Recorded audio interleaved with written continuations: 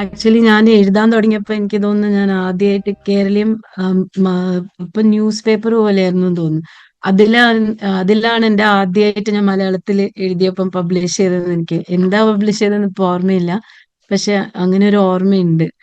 അതെ, അവിടെയാണ് പബ്ലിഷ് ചെയ്തതെന്ന് എനിക്കിപ്പോ ഓർമ്മയുണ്ട്. പക്ഷെ എന്താ പബ്ലിഷ് ചെയ്തതെന്ന് ഓർമ്മയില്ല. അപ്പൊ അതുകൊണ്ട് തന്നെ കൂടുതൽ സന്തോഷമുണ്ട്. അപ്പം ഭീമ കൊറേഗാവ് കേസിനെ പറ്റിയും പിന്നെ അതിൽ നടന്ന അതിന്റെ പ്രശ്നങ്ങളെ കുറിച്ച് പറയുന്നതിനെ കുറിച്ച് മുന്നേ ഹ്യൂമൻ റൈറ്റ്സ് എന്നുള്ള ആ വിഷയത്തിനെ പറ്റി തന്നെ കുറച്ച് കാര്യങ്ങൾ പറഞ്ഞിട്ട് തുടങ്ങാമെന്ന് വിചാരിക്കുന്നു. കാരണം സത്യം പറഞ്ഞാൽ ഹ്യൂമൻ റൈറ്റ്സിനെ പറ്റി പറയുന്നത് ഒരു തമാശ പോലെ ആയി തീർന്ന ഒരു സമയത്താണ് നമ്മളെല്ലാവരും ജീവിക്കുന്നത്. കാരണം വർഷങ്ങളോളം, 2 വർഷത്തിലപ്പുറം നമ്മൾ നിരന്തരം ഇനി ആലോചിക്കാനും പോലും പറ്റാത്തത്രയും വലിയ വയലേഷൻസ് നമ്മൾ ലൈവ് സ്ട്രീമിംഗ്, പാലസ്റ്റീന്റെ കാര്യമാണ് ഞാൻ പറഞ്ഞത്. ലൈവ് സ്ട്രീമിംഗ് നടക്കുന്ന ഒരു സിവിലൈസേഷനിലാണ് നമ്മൾ ജീവിക്കുന്നത്. അങ്ങനെ ഒരു നടക്കുമ്പോഴും അതിനെ തടയാനോ അല്ലെങ്കിൽ അത് കാരണം ഒന്നും തകരുന്നില്ല എന്നോ അതിനെ ഇങ്ങനെ ആർക്കും തടയാൻ പറ്റാത്ത രീതിയിൽ തുടർന്നു പോകാൻ കഴിഞ്ഞ ഒരു സാഹചര്യത്തിലും കൂടെയാണ് നമ്മൾ എല്ലാവരും ഹ്യൂമൻ റൈറ്റ്സിനെ പറ്റി പറയുന്നത് എന്നുള്ളതും കൂടെ നമ്മൾ ആലോചിക്കുന്നത് വളരെ പ്രധാനമായിരിക്കും. അപ്പം തന്നെ നമുക്ക് ഇപ്പൊ മനസ്സിലാക്കാവുന്ന ഒരു കാര്യം, ഈ ഹ്യൂമൻ റൈറ്റ്സ് ഇത് പലരും പറഞ്ഞിട്ടുള്ളതാണ്. ഹ്യൂമൻ റൈറ്റ്സ് എന്നുള്ള ആ ഒരു അണ്ടർസ്റ്റാൻഡിങ്ങിന്റെ ഉള്ളിൽ തന്നെ ഹ്യൂമൻ എന്നുള്ളത് ആരാണ് എന്നത് വളരെ വ്യക്തമാണ്. അതായത് ഒരു ഭൂരിപക്ഷം ആളുകളും ഉൾപ്പെടാത്ത ഒരു സ്ട്രക്ചറിന്റെ ഉള്ളിൽ നിന്നിട്ടാണ് ഹ്യൂമൻ റൈറ്റ്സ് എന്ന് പറയുന്ന ഒരു ഡിസ്കോഴ്സ് തന്നെ ഉണ്ടാകുന്നത്. അത് വളരെ പ്രത്യക്ഷമായിട്ട് തന്നെ ഒരു വെസ്റ്റ്, അത് ആ സമയത്ത് ഹ്യൂമൻ റൈറ്റ്സിന്റെ ആ ഒരു ലിബറൽ ഡിസ്കോഴ്സ് ഉണ്ടാകുന്ന സമയത്ത് തന്നെ ഒരു പ്രോപ്പർട്ടി ഒക്കെ ഉള്ള ഒരു മെയിൽ സിറ്റിസൺ എന്നുള്ള ഒരു കോൺസെപ്റ്റിന്റെ ഉള്ളിൽ നിന്ന് തന്നെയാണ് ശരിക്കും ഹ്യൂമൻ റൈറ്റ്സ് ഒരു എൻലൈറ്റൻമെന്റ് യൂറോപ്പിൽ ഉണ്ടായി വന്നത് തന്നെ. അപ്പൊ അതിന്റെ ആ ഫോർമേഷനിൽ തന്നെ സ്ത്രീകളായാലും ബ്ലാക്സ് ആയാലും കോളനികളിലെ ആളുകളായാലും ആ ഫോർമേഷനിൽ തന്നെ അവരെ പുറത്താക്കിയിരുന്നു. അതിന്റെയും കൂടെ ഒരു തുടർച്ചയായിട്ടാണ് ഇപ്പം പാലസ്തീനിൽ ഇത്രയധികം വലിയ വയലേഷൻ നടക്കുമ്പം ലോകത്തിന് നോക്കി നിൽക്കാൻ പറ്റുന്നത്. അപ്പം അതേസമയത്ത് ഹ്യൂമൻ റൈറ്റ്സിന്റെ സബ്ജക്റ്റ് ആയിട്ട് ഉണ്ടായിരുന്ന ഒരു ഒറിജിനൽ സബ്ജക്റ്റ് ആയിട്ടുള്ള ആളുകൾക്കാണ് ഇതിന്റെ ഒരു 0.001% വയലേഷൻ ഉണ്ടായാൽ അത് എല്ലാവർക്കും ഭയങ്കര പ്രശ്നമായി തോന്നുകയും, അതേസമയത്ത് ഇതിന്റെ പുറത്ത് നിൽക്കുന്ന ഒരു ഭൂരിപക്ഷം ജനത, അതായത് മാർജിനലൈസ്ഡ് മുസ്ലിംസ് ആയാലും മൈനോറിറ്റീസ്, മുസ്ലിംസ്, ഇന്ത്യൻ സാഹചര്യത്തിൽ ദലിത്സ്, ഇവർക്ക് എന്തെങ്കിലും ഇതേപോലത്തെ പ്രശ്നങ്ങൾ നടക്കും, അത് ആർക്കും അതിനെ പറ്റി ഒരു ഫീലിംഗ് ഇല്ലാതിരിക്കുക, ആ ഒരു ഫീലിംഗിന്റെ ഭാഗമായിട്ട് ഒന്നും ഇവിടെ നടക്കാതിരിക്കുക, ഒരു പ്രതിഷേധം ഇല്ലാതിരിക്കുക, പ്രതിഷേധങ്ങൾ തന്നെ ചുരുങ്ങി പോവുക, ചില ഗ്രൂപ്പ്സിലേക്ക് മാത്രം ചുരുങ്ങി പോകുന്ന ഒരു സിറ്റുവേഷൻ ഉണ്ടാവും തന്നെ എനിക്ക് തോന്നുന്നു. ഈ ഒരു ഹ്യൂമൻ റൈറ്റ്സ് എന്നുള്ള ഡിസ്കോഴ്സിന്റെ തന്നെ ഒരു വൈറ്റ് മെയിൽ നേച്ചറിന് തന്നെയാണെന്ന് നമുക്ക് പറയാൻ കഴിയും. അപ്പം നമ്മളിതിനെ പറ്റി പറയുമ്പോൾ തന്നെ അതിന്റെ പുറത്ത് നിൽക്കുന്നവരാണ് ഭൂരിപക്ഷം ആളുകളും എന്നുള്ള ഒരു കാര്യം നമുക്ക് തിരിച്ചറിയേണ്ട ഇത് വരും. അതേസമയത്ത് തന്നെ എന്താ പറയണ്ടേ, പലപ്പോഴും ഹ്യൂമൻ റൈറ്റ്സിന് വേണ്ടിയിട്ട് ഏത് ഒരു സ്റ്റേറ്റ് കൊടുക്കുന്ന ഒരു സംഗതിയായിട്ടാണ് ഹ്യൂമൻ റൈറ്റ്സ് കണക്കാക്കുന്നത്. അതുകൊണ്ട് തന്നെ അതിനുവേണ്ടി ശബ്ദമുയർത്തുകയും അതിനുവേണ്ടി രാഷ്ട്രീയങ്ങൾ ഉണ്ടാക്കുകയും ചെയ്യുന്നവർക്ക് മാത്രമാണ് അത് ഒരു പൊളിറ്റിക്കൽ റൈറ്റ് പോലെയാണ്, സിവിൽ ആൻഡ് പൊളിറ്റിക്കൽ ആയിട്ടുള്ള ഒരു റൈറ്റ് പോലെയാണ് പലപ്പോഴും ഹ്യൂമൻ റൈറ്റ്സ് തന്നെ സാധ്യമാകുന്നത്.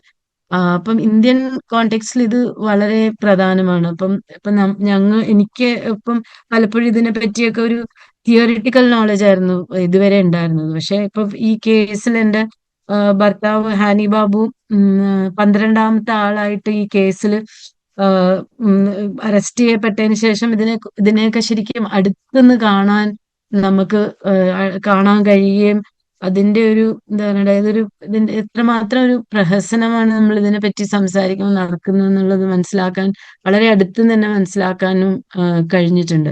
അപ്പം അവിടെ നമുക്ക് ആദ്യം തന്നെ മനസ്സിലാകുന്നതാണ്, ഇപ്പം ഒരു പ്രിസൺ സിസ്റ്റം ആയാലും ലീഗൽ സിസ്റ്റം ആയാലും അവരും ശരിക്കും വളരെ കുറച്ചൊരുക്കം ആൾക്കാരെ ഒരു ഹ്യൂമൻ ആയിട്ട് തന്നെ റെക്കഗ്നൈസ് ചെയ്യുന്നുള്ളൂ. ബാക്കി എല്ലാവരും അവര് ഇപ്പം എന്ത് കാര്യത്തിലായാലും, ഇപ്പം മെഡിക്കൽ ട്രീറ്റ്മെന്റിലേക്ക് വന്നാലും, ബെയിൽ കൊടുക്കുന്ന കാര്യമായാലും, പണിഷ്മെന്റിന്റെ കാര്യത്തിലായാലും, അതിനെല്ലാം ഒരു നിയമങ്ങളും ചിട്ടപ്പെടുത്തിയ നിയമങ്ങളൊക്കെ ഉണ്ടായിരിക്കുമ്പോൾ തന്നെ അത് അത് പ്രാവർത്തികമാകുന്ന സ്ഥിതിയിൽ വളരെ ഒരു ബ്രാഹ്മണിക്കൽ സിസ്റ്റമാണ് പ്രവർത്തനക്ഷമമാകുന്നത്. അതുകൊണ്ട് തന്നെയാണ് അതുകൊണ്ട് ഇതിന് ഏറ്റവും വലിയ തെളിവ് എന്താണെന്ന് വെച്ചാൽ നമ്മള് ജയിലുകൾ നിറയെ ഇത്രയൊരു അനീതി നിറഞ്ഞ ഒരു സമൂഹവും എല്ലാ തരത്തിലുള്ള വയലേഷൻസും എല്ലാ തരത്തിലുള്ള എന്താ പറയണ്ട എൻവയറമെന്റലി പോലും ഉള്ള വയലേഷൻസ് ഒക്കെ നടക്കുന്ന ഒരു സമൂഹത്തില് പിന്നെ ഒരു ദിവസം 5 ദളിത് സ്ത്രീകൾ റേപ്പ് ചെയ്യപ്പെടുകയും ഇപ്പം ജാതിന്റെ പേരിലുള്ള കുറ്റകൃത്യങ്ങളും എല്ലാം നടക്കുന്ന ഒരു സമൂഹത്തിൽ ഈ കുറ്റങ്ങളും ചെയ്തവരല്ല ശരിക്കും ജയിലിലൊന്നും കിടക്കുന്നത് എന്നുള്ളതാണ്. ഇതില് ആരും ജയില് കാണുന്നില്ല, അവര് നിയമത്തിന്റെ പരിധിയിൽ വരുത്താനും കഴിയുന്നില്ല.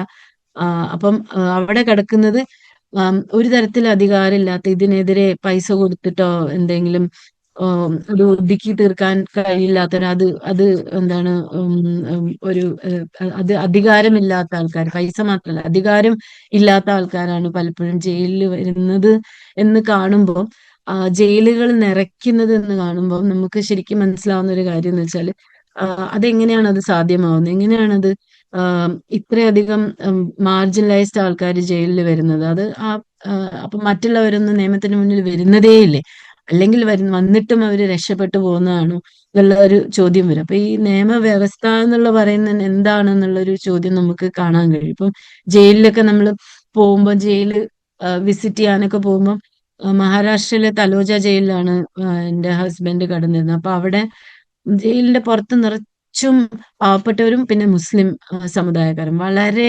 പ്രത്യക്ഷമായിട്ട് തന്നെ വിഷ്വലി തന്നെ നമുക്ക് കാണാൻ കഴിയും ഇത്രമാത്രം ഒരു റെപ്രസെന്റേഷൻ ആണ് അവർക്ക് ഈ ഒരു സിസ്റ്റത്തിന്റെ ഉള്ളിൽ കിട്ടുന്നത്. അപ്പം തന്നെ നമുക്ക് ഇതൊക്കെ ഈ സിസ്റ്റം എന്തിനു വേണ്ടി ആർക്ക് വേണ്ടി ഉണ്ടാക്കിയതാണെന്നോ ഇത് ശരിക്കും ദളിത് ബഹുജൻ മുസ്ലിം ആളുകളെ അടിച്ചമർത്താൻ വേണ്ടി ഉണ്ടാക്കിയിട്ടിരുന്ന ന്യായ വ്യവസ്ഥ. കാരണം ഈ നിയമവ്യവസ്ഥ ആണല്ലോ ഇവിടുത്തെ ഹ്യൂമൻ റൈറ്റ്സ് നിലനിർത്തേണ്ട ഒരു വ്യവസ്ഥ. വളരെ വ്യക്തമായിട്ട് നമുക്ക് കഴിയും. പിന്നെ നമുക്കറിയാലോ എന്തെല്ലാം തരത്തിലുള്ള പ്രശ്നങ്ങളാണ് ഈ പ്രിസൺ സിസ്റ്റത്തിന്റെ ഭാഗമായിട്ട് തന്നെ നിൽക്കുന്നത്. അതിന് അപ്പുറം തന്നെ ഒരു ജനറലി തന്നെ നമ്മൾ പറയുകയാണെങ്കിൽ എല്ലാ തരത്തിലും ഇന്ത്യൻ സാഹചര്യത്തിൽ എല്ലാ തരത്തിലും ഹ്യൂമൻ റൈറ്റ്സിൽ ഏറ്റവും താഴെ നിൽക്കുന്ന ഒരു രാജ്യമായിട്ട് വേണമെങ്കിൽ നമുക്ക് പറയാം. അത് എന്താണ്, കസ്റ്റോഡിയൽ ഡെത്ത് ആയാലും കാസ്റ്റ് ഡിസ്ക്രിമിനേഷൻ കാരണമുള്ള വയലൻസ് ആയാലും മൈനോറിറ്റിക്കെതിരെയുള്ള വയലൻസ് ആയാലും ഇപ്പം അത് ഒരു എന്താ പറയണ്ട, അതിപ്പോ കൂടുതൽ വരുന്ന ഒരു സ്ഥിതിയിലും കൂടെയാണ് നമ്മൾ നിൽക്കുന്നത്. പിന്നെ പോലീസ് ടോർച്ചർ, കസ്റ്റോഡിയൽ ടോർച്ചർ, പിന്നെ റേപ്പ് തന്നെ, ഗ്യാങ് റേപ്സ്, പിന്നെ ഹേറ്റ് സ്പീച്ച്, അങ്ങനെ എന്തെല്ലാം തരത്തില് ഏത് തരത്തിൽ നോക്കിക്കഴിഞ്ഞാലും ഹ്യൂമൻ റൈറ്റ്സിന്റെ ഒരു ബാക്ക്ഗ്രൗണ്ട്. ഇപ്പൊ കുറച്ചു മുന്നേ ഒരു ഒരു കോൺഫറൻസിൽ ഒരു കിരുപ മുനുസ്വാമി എന്ന് പറഞ്ഞിട്ടൊരു ദളിത് ഹ്യൂമൻ റൈറ്റ്സ് ലോയർ ഉണ്ട്. അവര് പറയായിരുന്നു, അപ്പൊ അവരൊരു എത്രയോ ഒരു 10-15 കൊല്ലത്തെ ഒരു human rights violation, SC/ST atrocity prevention വെച്ചിട്ടുള്ള കേസസ് അവർ പഠിക്കുകയായിരുന്നു. അപ്പം ആ കേസ്, അതായത് എത്രയോ കേസുകൾ കിടക്കുന്നുണ്ട്. പക്ഷെ അതിൽ അവര് നോക്കിയപ്പോ 2 കേസുകൾ മാത്രമാണ് ശിക്ഷിക്കപ്പെട്ടത്. അത് ആ കേസ്, ആ ശിക്ഷ കൊടുത്ത തന്നെ ഗവായിയും പിന്നെ ബാലകൃഷ്ണൻ, KG ഫുൾ നെയിം ഞാൻ മറന്നു, ഈ 2 ദളിത് ജഡ്ജിമാരാണ് ആ ശിക്ഷ കൊടുത്ത തന്നെ. അപ്പം ഇത്ര വലിയൊരു ബാക്ക്ലോഗ് നടക്കുന്ന ഒരു സംഗതി. അതേസമയത്ത് നമ്മള് ദളിത്സിനെതിരെ ഇവിടെ നടക്കുന്നത് നോക്കിക്കഴിഞ്ഞാല് എല്ലാ ഒരു മണിക്കൂറും അവര് അബ്ഡക്റ്റഡ് ആവുന്നു, കിഡ്നാപ്ഡ് ആവുന്നു, വീടുകൾ കത്തിക്കുന്നു, കൊല്ലപ്പെടുന്നു, എല്ലാ തരത്തിലുള്ള റേറ്റ്സ്. അപ്പം എല്ലാ തരത്തിലും വയലേഷൻസ് നടക്കുന്ന ഒരു സൊസൈറ്റിയാണ് നമ്മളുടെ എന്ന് നമുക്ക് എല്ലാവർക്കും അറിയുന്ന ഒരു കാര്യമാണ്. അതിനെപ്പറ്റി പറയേണ്ട ആവശ്യമില്ല. അത് പ്രിസൺ സിസ്റ്റത്തിലേക്ക് വരുമ്പോൾ ഇത് ഭയങ്കര കൂടാണ്. ആക്ച്വലി നമ്മള് ഒരു സിവിൽ ആൻഡ് പൊളിറ്റിക്കൽ റൈറ്റ്സിന്റെ ഇന്റർനാഷണൽ കോവനന്റ് സൈൻ ചെയ്ത് 1979 സൈൻ ചെയ്ത ഒരു രാജ്യമാണ്. അപ്പൊ ഇതനുസരിച്ച് നമുക്ക് freedom of association, peaceful assembly, expression, ഇതെല്ലാം നമുക്ക് ഗ്യാരണ്ടീഡ് ആണ്. ഈ റൈറ്റ്സ് ഒക്കെ ഈ കവനന്റ് സൈൻ ചെയ്യുമ്പോൾ തന്നെ ഇത് നമ്മൾക്ക് ഗ്യാരണ്ടി ചെയ്യും എന്ന് പറയുന്ന ഒരു ഭരണകൂടമാണ് നമ്മളുടെ. അപ്പൊ അതുകൊണ്ട് തന്നെ നമുക്ക് ആരെയും ഇവിടെ ആർബിട്രറി ആയിട്ട് അറസ്റ്റ് ചെയ്യുകയോ ഡിറ്റൻറ്റ് ചെയ്യാൻ പറ്റൂല, കഴിയരുത്, പാടില്ല. അതേസമയത്ത് തന്നെ ഈവൻ അണ്ടർ ട്രയൽ ആയിട്ട് നമുക്ക് pre trial detention, under trials അങ്ങനെ പ്രീ ട്രയൽ ഡിറ്റൻഷൻ ഭയങ്കര ഒരു ലാസ്റ്റ് റിസോർട്ട് ആയിട്ട് മാത്രമേ ഉപയോഗിക്കാൻ പാടുള്ളൂ എന്നൊക്കെ നമ്മൾ എഴുതി ഒപ്പിട്ട് വെച്ചിട്ടുണ്ട്. പക്ഷേ നമ്മൾ പ്രിസൺ സിസ്റ്റത്തിലേക്ക് കടന്നു കഴിഞ്ഞാൽ നമ്മൾ കാണാൻ കഴിയുന്നതെന്ന് വെച്ചാൽ ഓൾമോസ്റ്റ് 76% എല്ലാ പ്രിസൺസും ഓവർ ക്രൗഡഡ് ആണ്. പക്ഷെ ഇപ്പൊ എന്റെ ഹസ്ബൻഡ് ഇപ്പൊ ഒരു എന്തോ ഒരു ന്യൂസ് ചാനലിനോട് സംസാരിക്കുമ്പോൾ ഞാൻ കേട്ടതാണ്. അതായത്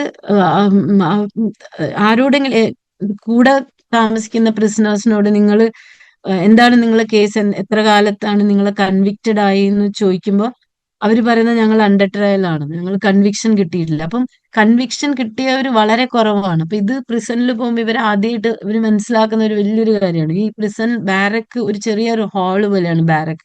ആ ഹാളില് ഒരു ഈ 15 പേർക്ക് ഇരിക്കാവുന്ന ഒരു ഹാള് 50, ചില സമയത്ത് അത് 100 ആവും. കോവിഡ് സമയത്തൊക്കെ 100 പേരൊക്കെ ഉണ്ടായിരുന്നു.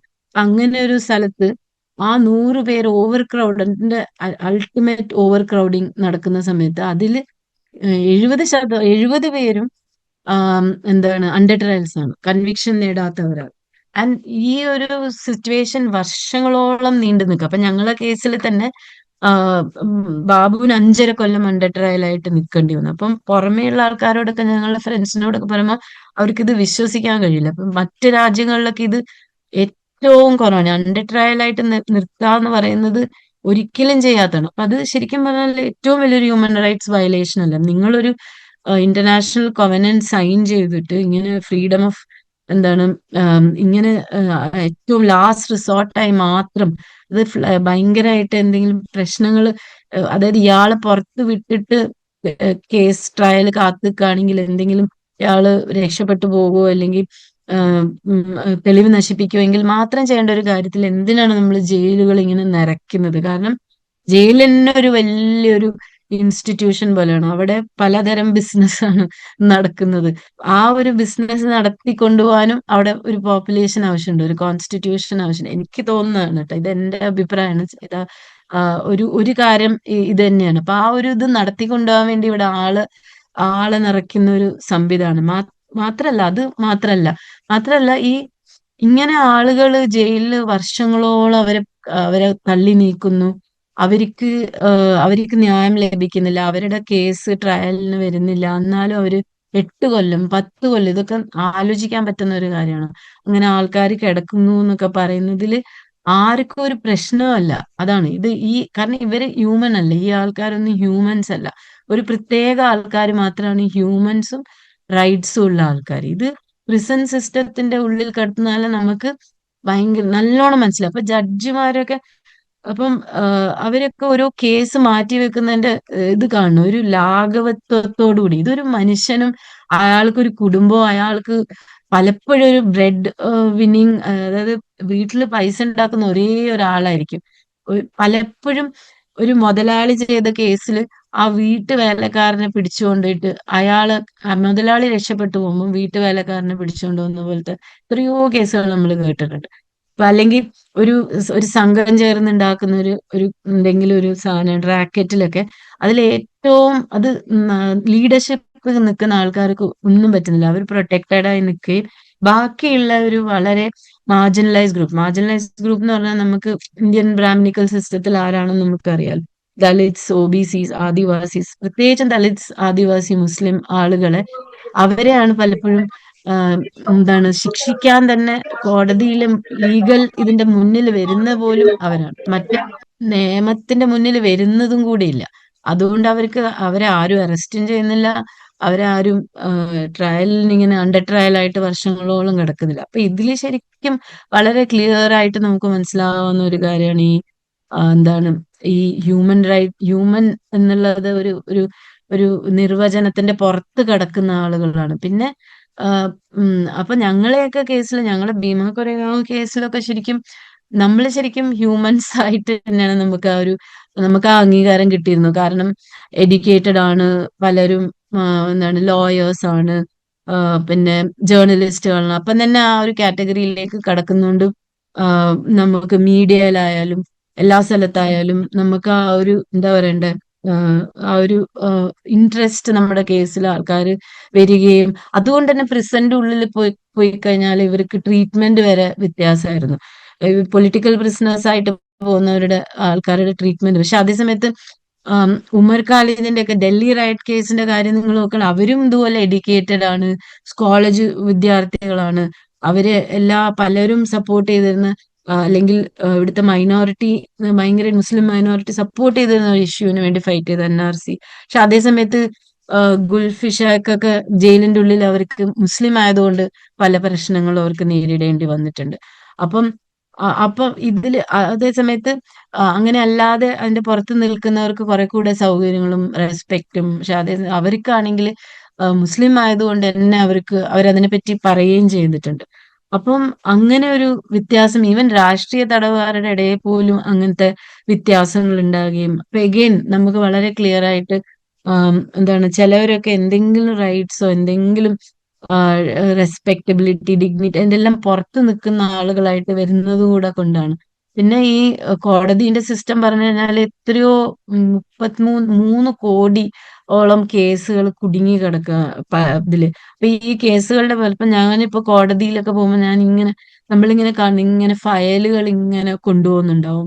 കുറെ കറുത്ത കുപ്പായ ഇട്ട ആൾക്കാരും കുറെ ഫയലുകളും. ഈ ഓരോ ഫയലും ഒരു മനുഷ്യനല്ലേ, അയാളുടെ ഒരു ജീവിതമല്ലേ ആ ഫയൽ. പക്ഷെ എനിക്ക് തോന്നുന്നു ആ മോഡേൺ ഒരു ലോകത്തിന് തന്നെ അങ്ങനെ മനുഷ്യനെ നമ്പറുകളാക്കുന്ന ഒരു ലോകം കൂടെയാണല്ലോ ഇത്.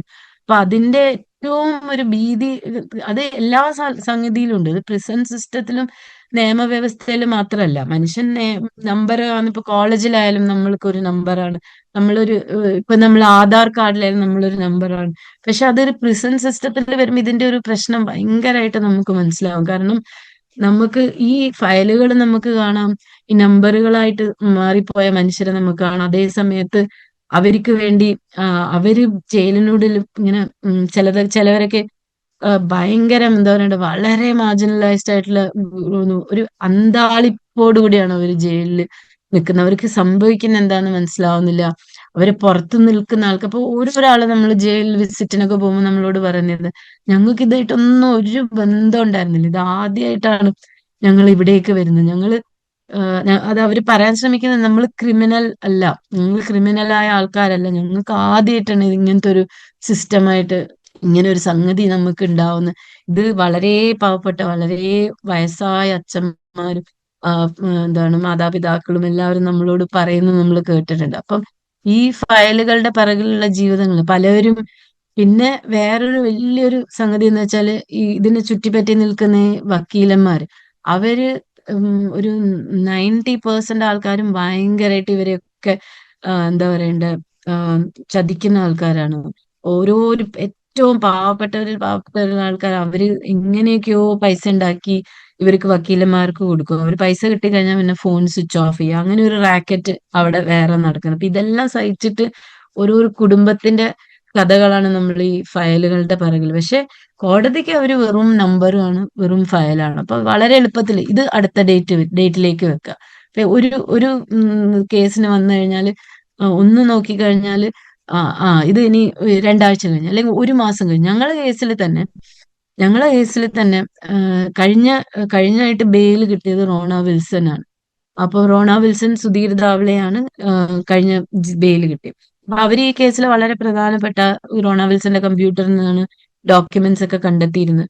അപ്പൊ ഞങ്ങൾ ജാനുവരിയിൽ അവർക്ക് ബെയിൽ കിട്ടിയപ്പം ഡിലേന്റെ ഭാഗം പറഞ്ഞിട്ട് ബെയിൽ കിട്ടിയപ്പോൾ ഞങ്ങൾ വിചാരിച്ചതെന്ന് വെച്ചാൽ ഉടനെ തന്നെ 1 മാസം 2 മാസം കഴിഞ്ഞ് ഞങ്ങൾക്കും ബാബുവിനും വേഗം ബെയിൽ കിട്ടുന്നുള്ള ഇതാണ്. എന്നിട്ടിപ്പം ബാബുവിന് ബെയിൽ കിട്ടുന്നത് ഡിസംബറാണ്. പക്ഷെ ഈ ജാനുവരി മുതൽ ഡിസംബർ വരെ നമ്മൾ ഓരോ പ്രാവശ്യം ഓൺലൈനായിട്ട് ഇങ്ങനെ കേസ് കാണുമ്പോഴും ഓരോ പ്രാവശ്യം നമ്മൾ പ്രതീക്ഷിക്കും. പക്ഷെ എത്ര ലാഘവത്തോടാണ് ജഡ്ജ് പറയുന്നത്, 1 മാസം കഴിഞ്ഞിട്ട് അല്ലെങ്കിൽ 12 15 ഇപ്പം ഒരു പ്രാവശ്യം ന്യായം എന്നിട്ട് പറയും, ഞങ്ങൾ ഇപ്രാവശ്യം ഇതല്ല, ഞങ്ങൾ എപ്പിയർ ചെയ്യുന്നില്ല, അടുത്ത പ്രാവശ്യം. അങ്ങനെ ഇങ്ങനെ ഒരു ഒരു എന്താ പറയുക, ഇത് ഇങ്ങനെ ഒരു സംവിധാനം ഉണ്ടാക്കുന്നതെന്ന് എപ്പോഴും ആലോചിക്കുക. ഇത് മനുഷ്യന് വിലയില്ലാത്തതുകൊണ്ട് തന്നെയാണ്, മനുഷ്യ ജീവിതത്തിന് വിലയില്ലാത്തതുകൊണ്ട് തന്നെയാണ്. അതുകൊണ്ടാണ് ഞാൻ പറയുന്നത്, ഹ്യൂമൻ റൈറ്റ്സ് എന്ന് പറഞ്ഞിട്ട് നമ്മൾ ഈ എല്ലാ തരത്തിലും ഇന്ത്യൻ കോണ്ടെക്സ്റ്റിൽ എല്ലാ തരത്തിലുള്ള വയലേഷൻസ് നടക്കുന്ന ഒരു ബ്രാഹ്മണിക്കൽ ഒരു സിസ്റ്റമാണല്ലോ ഇവിടെ. അപ്പം അത് കോടതി പ്രിസൺ എന്ന സ്ഥലത്ത് വരുമ്പോ അത് വളരെ സ്റ്റാർക്കായിട്ട് നമുക്ക് മനസ്സിലാക്കാം. അത് പോട്ടെ, ഇതെല്ലാം പോട്ടെ. ഇനി കസ്റ്റോഡിയൽ ഡെത്തിന്റെ കാര്യം നിങ്ങൾ ആലോചിച്ച് നോക്കുക. ഒരു 5 കസ്റ്റോഡിയൽ ഡെത്ത് ആയിട്ടാണ് ഒരു ദിവസം നടക്കുന്നത്. അതെങ്ങനെയാ സാധ്യമാവുന്നത്? അതെങ്ങനെയാണ് അത് കസ്റ്റോഡിയൽ ഡെത്ത് എന്ന് പറഞ്ഞാൽ ആം, ആലോചിച്ച് നോക്ക്. ടോർച്ചർ ചെയ്ത് കൊല്ലുന്ന ഒരു അവസ്ഥയിൽ 5 പേരെ ഒരു ദിവസം കൊല്ലുക, എന്നിട്ട് അതിനെപ്പറ്റി ഇവിടെ ഒരു ആളും ഒന്നും സംസാരിക്കാതിരിക്കുക. പിന്നെ വേറെ നാട്ടിൽ നിന്നൊക്കെ വന്ന് പ്രിസണിൽ പെട്ടുപോകുന്നവരുടെ കാര്യം പിന്നെ പറയണ്ട. അതിപ്പോ നമ്മുടെ സുപ്രീം കോടതിയിൽ ചീഫ് ജസ്റ്റിസ് തന്നെ പറഞ്ഞല്ലോ, അവർക്കൊന്നും ഹ്യൂമൻ റൈറ്റ്സ് ഇല്ല എന്നുള്ള രീതിയിൽ അയാൾ തന്നെ പറഞ്ഞു കഴിഞ്ഞല്ലോ ആ ബംഗ്ലാദേശിന്റെ കാര്യത്തിൽ. അത് അത് ഞാന് ഡൽഹിയിലെ ചില വക്കീലന്മാര് നമ്മളോട് പറഞ്ഞു 30 വർഷമൊക്കെ കിടക്കുന്നവരുണ്ട്, ആരും നോക്കാതെ ആരും നോക്കാതെ. പിന്നെ ഓവർ റെപ്രസെന്റേഷൻ ഒരു കമ്മ്യൂണിറ്റി, ചില കമ്മ്യൂണിറ്റീസ്, അത് ഓൾറെഡി പറഞ്ഞത് എല്ലാവർക്കും അറിയാവുന്നതാണ്. ഓവർ റെപ്രസെന്റേഷൻ നമുക്ക് ഉണ്ടാവുന്നതും പിന്നെ അതിന് പ്രിസന്റ് ഉള്ളിൽ പോയി കഴിഞ്ഞാലുള്ള വയലേഷൻസ്, അവിടെ ഡോക്ടർ ഇല്ല, അവിടെ ഒരു തരത്തിൽ ഇവര് എമർജൻസി മെഡിക്കേഷനിൽ, ഇപ്പൊ എന്റെ ഹസ്ബൻഡിന്റെ കാര്യത്തിൽ തന്നെ എന്റെ ഹസ്ബൻഡിന് കണ്ണിൽ രോഗം വന്നിട്ട് ഇങ്ങനെ കോവിഡ് വന്നിട്ട് ഐ ഇൻഫെക്ഷൻ വന്നിട്ട് കണ്ണിങ്ങനെ പുറത്തേക്ക് തള്ളി നിൽക്കുമ്പോൾ ജയിലർ പറയുന്നത്, അത് അയാളൊരു RSS സംഘി, ജയിലർ പറയുന്നത് വെച്ചാൽ, ഓ ഇന്ന് നല്ല സുഖമുണ്ടല്ലോ. അതായത് കുറച്ചു ദിവസം കൂടെ കഴിഞ്ഞാല് ബ്രെയിനിലേക്ക് കയറി അത്രയും വലിയ സീരിയസ് ആവാവുന്ന ഒരു സിറ്റുവേഷനിലാണ് ഇയാൾ ഇങ്ങനെ പറയുന്നത്. എന്നിട്ട് ഇവര് 12 ദിവസം നമ്മള് പ്രസ്സിൽ പോവുകയും പല തരത്തിൽ ട്രൈ ചെയ്ത് പിന്നെ കോടതിയിൽ പോയിട്ടാണ്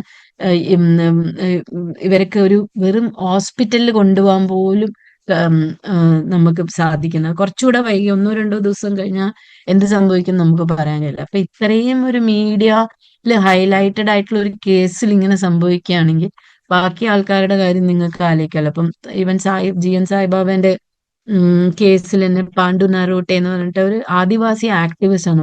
35 വയസ്സിന് താഴെയുള്ള ഒരു ആളാണ്. സ്വൈൻ ഫ്ലൂ വന്നിട്ടാണ് അവര് മരിക്കുന്നത്. അപ്പൊ അവരുടെ കാര്യത്തിലാണെങ്കിൽ ഇങ്ങനെ എല്ലാ ദിവസവും ഇപ്പൊ സായിബാബ പുറത്തു വന്നപ്പോൾ നമ്മളോട് പറഞ്ഞു, എല്ലാ ദിവസവും ജയിലില് ഹോസ്പിറ്റലിലേക്ക് കൊണ്ടുപോകും, എന്നിട്ട് അഡ്മിറ്റ് ചെയ്ത് അവിടെ ചികിത്സിക്കേണ്ട ആളെ ഗാർഡില്ല അതില്ല എന്ന് പറഞ്ഞിട്ട് തിരിച്ചു കൊണ്ടുവരും. എന്നിട്ട് പിന്നെയും പനി കൂടും, അപ്പൊ ഇവരെ പിന്നെയും പ്രൊട്ടസ്റ്റ് ചെയ്യും, പിന്നെയും കൊണ്ടുപോകും. എങ്ങനെയാണ് മനുഷ്യനോട് ഇങ്ങനെ പെരുമാറാൻ സംഭവിക്കാന്ന് ആലോചിക്കുമ്പോൾ എനിക്ക് വളരെ വ്യക്തമായി തോന്നുന്നു വെച്ചാല്, നമ്മള് ആധുനികമായിട്ടൊരു ഹ്യൂമൻ റൈറ്റ്സ് എന്ന് പറഞ്ഞിട്ട് നമ്മൾ ഉണ്ടാക്കി വെച്ചിരിക്കുന്ന ഈ ഒരു ഫ്രെയിം വർക്കിനുള്ളിൽ പലർക്കും എത്താൻ കഴിയില്ല. അപ്പം ആ ഫ്രെയിം വർക്ക് തന്നെ എനിക്കൊന്ന് ആ ഫ്രെയിം വർക്കിന് തന്നെ പ്രശ്നമുണ്ട്. കാരണം ഇങ്ങനെ എല്ലാവരെയും ഫ്രെയിം വർക്കിന്റെ ഫണ്ടമെന്റലി എല്ലാവരെയും ഉൾക്കൊള്ളിക്കുന്ന അല്ല. ഒരു ബൂർഷ്വാ സ്റ്റേറ്റിന്റെ ഒരു റൈറ്റ്സ് ഡിസ്കോഴ്സിന്റെ ഉള്ളിൽ ചിലവരെ കൊണ്ടുവന്ന് ആ സ്റ്റേറ്റിനെ തന്നെ നിലനിർത്താൻ വേണ്ടിയുള്ള ഒരു ഘടകമായിട്ട് വരുന്ന ഒരു ഫ്രെയിം വർക്ക് ഉണ്ടാക്കുമ്പോൾ തന്നെ ഫണ്ടമെന്റലി പലരും അതിന്റെ പുറത്താണ്. പിന്നെ അതിന്റെ അകത്താകെ ഇങ്ങനെ മീഡിയയിൽ പോയിട്ടും പിന്നെ റൈറ്റ്സ് ഡിസ്കോഴ്സിന്റെ ഭാഗമായിട്ട് രാഷ്ട്രീയങ്ങൾ മുന്നോട്ട് വെച്ചിട്ടും അങ്ങനെ വന്നു കഴിഞ്ഞാൽ ചിലർക്ക് വിസിബിലിറ്റി കിട്ടും, ചിലർക്ക് റൈറ്റ്സ് കിട്ടും, അവരെ ജീവൻ നിലനിർത്താം. പക്ഷെ ഭൂരിപക്ഷം ആൾക്കാരും ഇതിന്റെ പുറത്ത് തന്നെയാണ് നിൽക്കുന്നത് എന്ന് എനിക്ക് തോന്നുന്നു.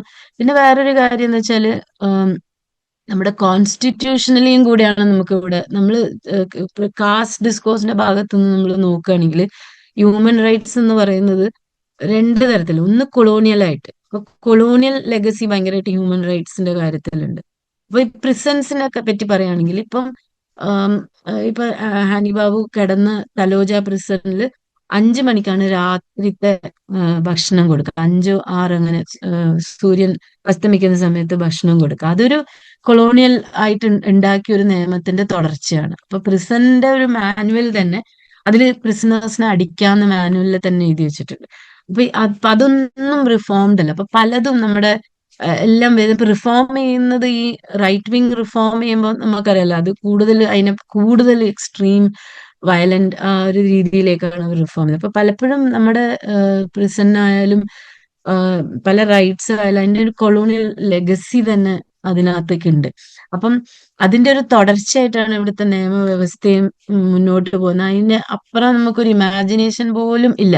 കാരണം എന്താ വെച്ചാൽ ഇമാജിനേഷന്റെ ആവശ്യമില്ല. കാരണം എന്താ വെച്ചാല് ഇവിടെ ഒരു എന്താണ് പോസ്റ്റ് കൊളോണിയൽ സ്റ്റേറ്റ് എന്നുള്ളത് തന്നെ ഉണ്ടാവുന്നത് ഒരു ഒരു രാജ്യത്തിന്റെ ഒരു ഇൻഡിപെൻഡന്റ് ഒരു പുതിയൊരു രാജ്യം എന്നുള്ള നിലയിലും കൂടെയല്ല. അതൊരു ഒരു ട്രാൻസ്ഫർ ഓഫ് പവർ എന്ന നിലയിലാണല്ലോ.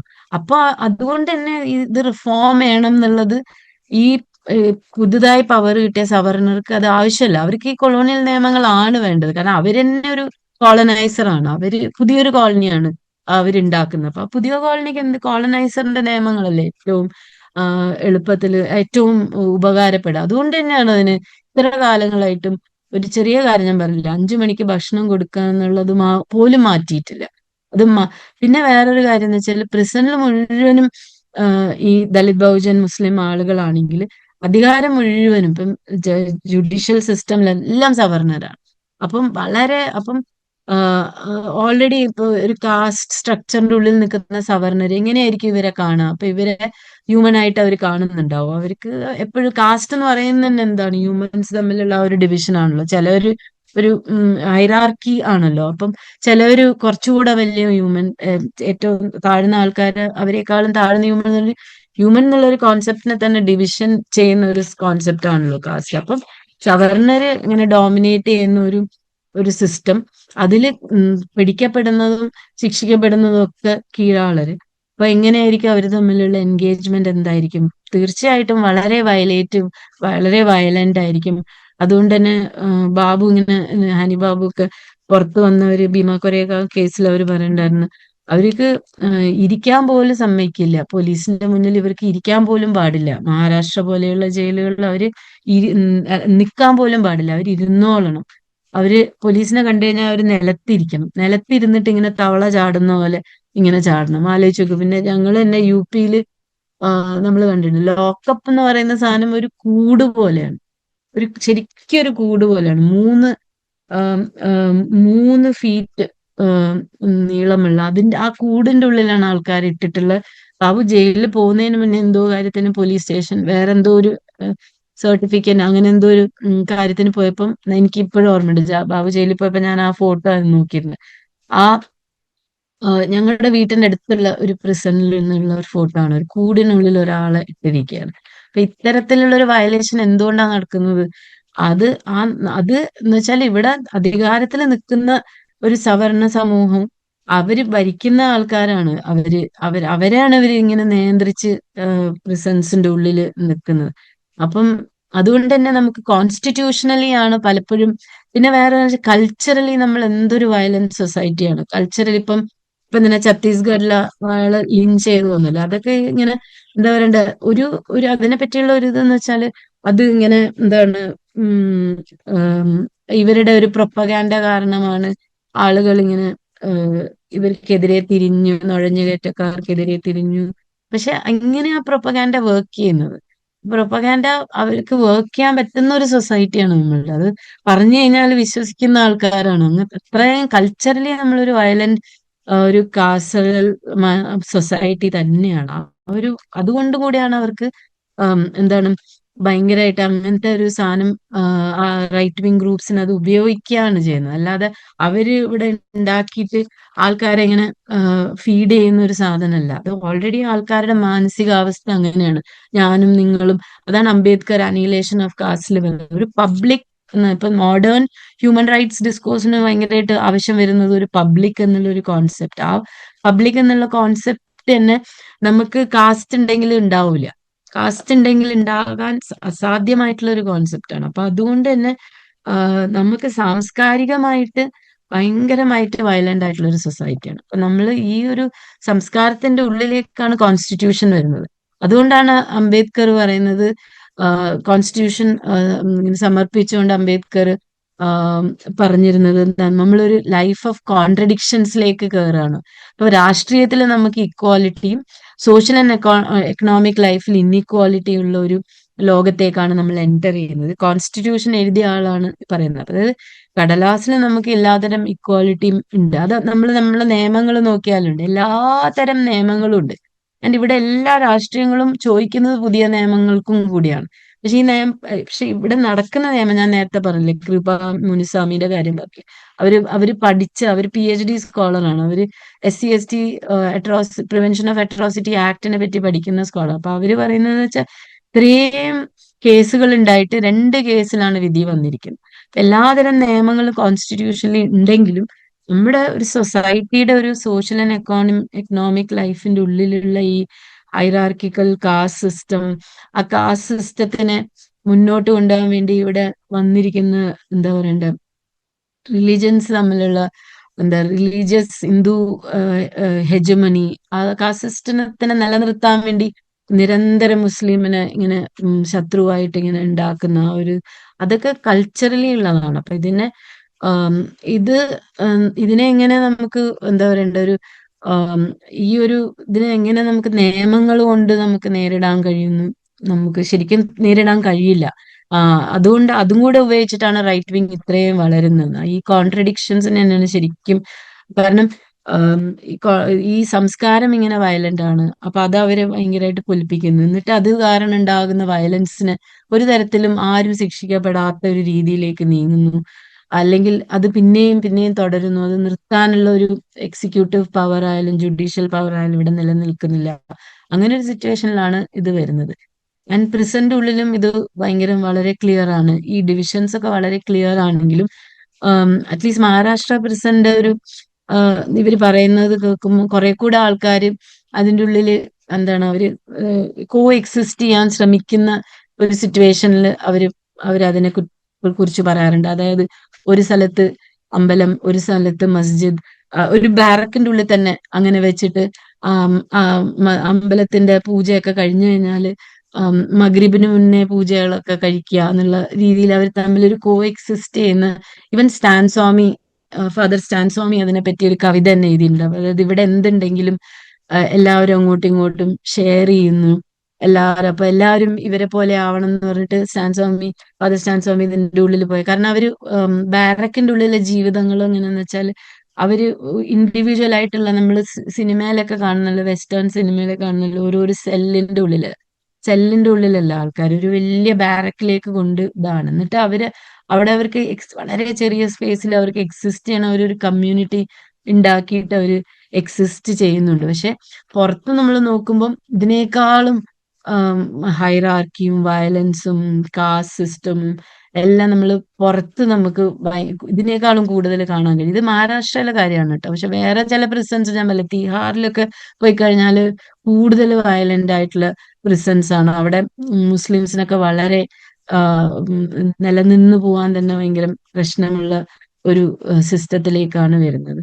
അപ്പം ബേസിക്കലി ഞാൻ പറയാൻ ശ്രമിക്കുന്നത് വെച്ചാല് ഞങ്ങളുടെ കുടുംബത്തില്, അക്കാഡമിക് കുടുംബത്തിന് ഞങ്ങൾ നേരിട്ട ഈ ഒരു ഇതിലൂടെ നമുക്ക് നേരത്തെ അറിയാവുന്ന കാര്യങ്ങളില് ഒരു കോൺസെപ്ച്വലി തിയറിറ്റിക്കലി അറിയാവുന്ന കുറെ കാര്യങ്ങൾ കുറെ കൂടെ വളരെ കൃത്യമായി മുന്നിൽ കാണാൻ കഴിഞ്ഞു എന്നും, അത് നമ്മൾ എഴുതുന്നതിനേക്കാളും പറയുന്നതിനേക്കാളൊക്കെ ഭീകരമാണെന്നും കഴിഞ്ഞു എന്നും, പലപ്പോഴും അതിനെ പറ്റിയൊക്കെ പറയുന്ന ഫ്രെയിം വർക്കുകളും അതിനെ പറ്റിയൊക്കെ ഡിസ്കസ് ചെയ്യുന്നത് പലപ്പോഴും ഇതിന്റെ ഒരു റിയാലിറ്റി കംപ്ലീറ്റ്ലി എടുക്കാൻ പറ്റുന്നില്ല എന്ന് ഞങ്ങൾക്ക് വളരെ ക്ലിയർ ആയിട്ട് മനസ്സിലാക്കാൻ കഴിഞ്ഞു. കാര്യങ്ങളെ പറ്റി ആലോചിക്കുന്നതിനുള്ള ഒരു ഒരു എപ്പിസ്റ്റമോളജിക്കൽ വയലൻസ് ആൻഡ് അതിന്റെ ഒരു പ്രോബ്ലം ഞാൻ പറഞ്ഞില്ല. ഇപ്പൊ ഹ്യൂമൻ റൈറ്റ്സ് എന്നുള്ള സാധനങ്ങളെ തന്നെ നമ്മൾ ഇപ്പം അതിനുവേണ്ടി പ്രവർത്തിക്കുമ്പോൾ പോലും അതിന്റെ തന്നെ ഒരു ഫണ്ടമെന്റൽ പ്രോബ്ലം നമ്മൾ കാണാതെ പലപ്പോഴും സംസാരിക്കും. ഇപ്പം എന്തായാലും ഇതായാലും അപ്പൊ ഞാൻ വിചാരിക്കുന്നത് അറ്റ്ലീസ്റ്റ് എനിക്ക് കോൺട്രിബ്യൂട്ട് ചെയ്യാൻ പറ്റുക ആ ഒരു രീതിയിലായിരിക്കും. ഒരു എപ്പിസ്റ്റമോളജിക്കലി അതിനെ നേരിടുക എന്നുള്ള ഒരു പ്രധാനപ്പെട്ട ഒരു കാര്യം. അത്രയും ഒരു സവർണ കുത്തകേന്റെ ഉള്ളിൽ നിന്ന് ഉണ്ടാകുന്ന ഒരു നോളജ് പ്രൊഡക്ഷൻ, അതിൽ എങ്ങനെയൊക്കെ മറ്റുള്ളവരെ കേറ്റാതിരിക്കാൻ നോക്കുക എന്നുള്ള ഒരു പ്രധാനപ്പെട്ട ജോലി അല്ലാതെ വേറെ ഒരു തരത്തിലും ഞങ്ങൾ അതിനെ അത്രയും എല്ലാവരും നമ്മൾ തമ്മിൽ ഇതിന്റെ കൂടെ നിൽക്കാത്ത ആൾക്കാർ തമ്മിൽ പറയുന്നത് നമ്മൾ അതിനെ നോക്കുക കൂടെ വേണ്ട. അപ്പം അങ്ങനെ നോക്കുകയാണെങ്കിൽ ഞങ്ങൾക്ക് ആ അക്കാഡമിക്സ് ലോകത്ത് സർവൈവ് ചെയ്യണമെന്നേ ഇല്ല. കാരണം ഒരു ലെഫ്റ്റ് ഇതുള്ള യൂണിവേഴ്സിറ്റികളായിരുന്നു എല്ലാം. സെൻട്രൽ യൂണിവേഴ്സിറ്റി ആയാലും ഞങ്ങളുടെ JNU ആയാലും ഞങ്ങളുടെ DUലൊക്കെ ഭയങ്കര ലെഫ്റ്റ് ഗ്രൂപ്പ്സിന് ഭയങ്കര ഡോമിനൻസ് ഉള്ളായിരുന്നു. അവരെന്താ ഒരു റിസർവേഷൻ ഒരു കാര്യം ചെയ്തിട്ടുണ്ടായിരുന്നില്ല. ഒരു കാര്യം അവർക്ക് അവരുടെ കുത്തക നിലനിർത്തുക, സവർണറുടെ കുത്തക നിലനിർത്തുക, സവർണറുടെ നോളജ് പ്രൊഡക്ഷൻ, അവരുടെ പുസ്തകം, അവരുടെ പബ്ലിക്കേഷൻ. വേറെ ഒരു ഗ്രൂപ്പ് ജയിലുകളിൽ എത്രമാത്രം ആദിവാസി, ബഹുജൻ, മുസ്ലിം ആൾക്കാർ വരുന്നു അത്ര തന്നെ അതിന്റെ ജസ്റ്റ് റിവേഴ്സ് ആണ് അക്കാഡമിക്സിൽ. ഇവര് മാത്രമാണ് സവർണറുടെ ഒരു കുത്തകയാണ്. അതുകൊണ്ടാണ് കാഞ്ചായാലും അതിന് അഗ്രഹാരം എന്ന് വെച്ചാൽ. അപ്പൊ ഞങ്ങൾക്ക് അതിനെ ബാലൻസ് ചെയ്യേണ്ട ഒരു ആവശ്യമില്ല. ഞങ്ങൾ അതിനകത്ത് മാറി നിൽക്കാണ് ഞങ്ങൾ ചെയ്തിട്ടുള്ളത്. അത് അവരുടെ ഭാഗത്തേക്കേ പോവാതിരിക്കുന്ന ഒരു സാധനമാണ് നമ്മൾ ചെയ്തിട്ടുള്ളത്. അപ്പൊ അങ്ങനെ ഒരു അപ്പൊ നമ്മള് എന്തുകൊണ്ടാണ് അങ്ങനെ ചെയ്തതെന്ന് വെച്ചാൽ ഇത് റെക്കഗ്നൈസ് ചെയ്തതുകൊണ്ടാണ്. അപ്പൊ ഇതിന് എന്തെങ്കിലും ഒരു വിലയുണ്ട് എന്ന് നമ്മൾ വിചാരിച്ചിരുന്നെങ്കിൽ നമ്മൾ ഇതിന്റെ ഉള്ളിൽ എന്തെങ്കിലും ഒരു നമ്മളുടേതായിട്ട് എന്തെങ്കിലും ഒരു സാധനം ഉണ്ടാക്കുക. അത് നമ്മൾ അവിടെ ഇല്ല. നമ്മളില്ലാത്തൊരു സ്ഥലമാണ്. ഒരു അഗ്രഹാരമാണ്. ഒരു അഗ്രഹാരത്തിൽ കയറിയിട്ട് എന്ത് ചെയ്യാനാ? അപ്പൊ ഞങ്ങൾ അഗ്രഹാരത്തിൽ കയറാതെ ഇങ്ങനെ കാര്യങ്ങളാണ് നമ്മൾ ചെയ്തത്. അതുകൊണ്ട് എന്തെങ്കിലും ഒരു ഇമ്മീഡിയറ്റ് ഗുണങ്ങൾ ഇപ്പൊ ആനി ബാബു വന്ന് ഡൽഹി യൂണിവേഴ്സിറ്റി അല്ല ഇപ്പത്തെ ഡൽഹി യൂണിവേഴ്സിറ്റി. ഞാൻ പഠിപ്പിച്ചിട്ടുണ്ട്. ക്ലാസ്സിൽ വെറും 26-25 കുട്ടി. മണ്ഡൽ കമ്മീഷൻ പ്രോപ്പർലി ഇംപ്ലിമെന്റ് ചെയ്യുന്നതിന് പിന്നെ പിന്നെയാണ് OBC എക്സ്പാൻഷൻ വന്ന് സീറ്റൊക്കെ കൂടി. എന്നാലും ആ സീറ്റുകൾ പോലും ജനറൽ കുട്ടികളാണ് എടുത്തത്. ഇതാണ് ബാബു ചെയ്ത വർക്കും. ആ ഒരു യൂണിവേഴ്സിറ്റി ഇപ്പം ഫുൾ 50-60% SC ST OBC കുട്ടികൾ വരുന്നുണ്ട്. അങ്ങനെ ഒരു സാധനം നമ്മൾ അത് ആ സമയത്ത് നമുക്ക് ശരിയാണെന്ന് തോന്നുന്നു അതിന്റെ പിറകിൽ ചെയ്തു. പക്ഷെ എന്നിട്ട് എന്തെങ്കിലും ഒരു മാറ്റം ഉണ്ടായോ? ഈ 50-60% വരുമ്പോ ഇതിനകത്തുനിന്ന് ഒരു പുതിയൊരു മാറ്റം, പുതിയൊരു ഡിസ്കോഴ്സ് ഉണ്ടാവുന്നില്ല. കാരണം നോളജ് പ്രൊഡക്ഷൻ ഇവിടുത്തെ ഹിന്ദു സവർണ കുത്തകയാണ്. അപ്പം അങ്ങനത്തെ ഒരു സമയത്ത് എനിക്ക് തോന്നുന്ന ഒരു ഓൾട്ടർനേറ്റ് ആയിട്ട് എന്തെങ്കിലും ആലോചിക്കുക, ഓൾട്ടർനേറ്റ് ആയിട്ടുള്ള ഒരു നോളജ് പ്രൊഡക്ഷനെ കുറിച്ച് ആലോചിക്കുക, റിസർച്ച് സെന്റേഴ്സിനെ കുറിച്ച് ആലോചിക്കുക. അതാണ് കൂടുതൽ വയബിൾ എന്ന് തോന്നുന്നു. അല്ലാതെ നമ്മൾക്ക് ഒരു ഡ്രീം ഉണ്ടെങ്കിൽ അതിനെ കുറിച്ചാണ്. അല്ലാതെ ഇതിന്റെ ഉള്ളിൽ എങ്ങനെ നിലനിന്ന് പോകണം എന്ന്. കാരണം നമുക്ക് അത്രയും ഏലിയനേറ്റഡ് ആണ് ഇതിനകത്ത്. നമ്മളെ സ്ട്രഗിളിൽ നമ്മൾ മാത്രമായിരുന്നു. ദളിത് ബഹുജൻ അവര് ബാബുവിന്റെ അറസ്റ്റോടുകൂടി എല്ലാവരും ഭയങ്കര പേടിച്ചു ഇരിക്കുകയാണ്. കാരണം എന്ത് പറഞ്ഞാലും ബാബുവിനെ പോലെ ഒരാളെ പോലെ അവർക്ക് ജയിലിലിടാൻ കഴിയും. ആ തരത്തിൽ അതൊരു സക്സസ് ആണ്. ഇവര് ഗവൺമെന്റിന്റെ സ്റ്റേറ്റിന്റെ ഭാഗത്തു നിന്നുള്ള ഒരു സക്സസ്ഫുൾ ടാക്ടീക്ക് തന്നെയായിരുന്നു. ഇങ്ങനത്തെ ഒരാളെ പിടിച്ച് വർഷങ്ങളോളം ജയിലിടുക, എന്നിട്ട് കഷ്ടപ്പെടുത്തിക്കുക എന്നൊക്കെ പറയുമ്പോൾ അപ്പം എനിക്ക് ഉത്തരം പറയാനുള്ളത് ബാലൻസ് ചെയ്യേണ്ട ഒരു അവസ്ഥയിലേക്ക് നമുക്ക് വന്നിട്ടില്ല. അക്കാഡമിക് ജീവിതവും ഇതും ഞങ്ങൾക്കുള്ളത് ആകെയുള്ള നോൺ അക്കാഡമിക് ആയിട്ടുള്ള ഒരു ജീവിതമാണ്. അപ്പൊ അതിലൊരു വേറൊരു ഓൾട്ടർനേറ്റ് ഒരു സാധനം എന്തെങ്കിലും അതൊരു ഡ്രീമാണ്. അത് ഇപ്പം എന്തെങ്കിലും ഒരു ചെയ്യണം എന്നുണ്ടെങ്കിൽ അതാണ് ഞങ്ങളുടെ ഡ്രീം. അല്ലാതെ ഇതിന്റെ ഉള്ളിൽ ഒരു ബാലൻസ് ചെയ്യുക എന്നുള്ളത് അല്ല.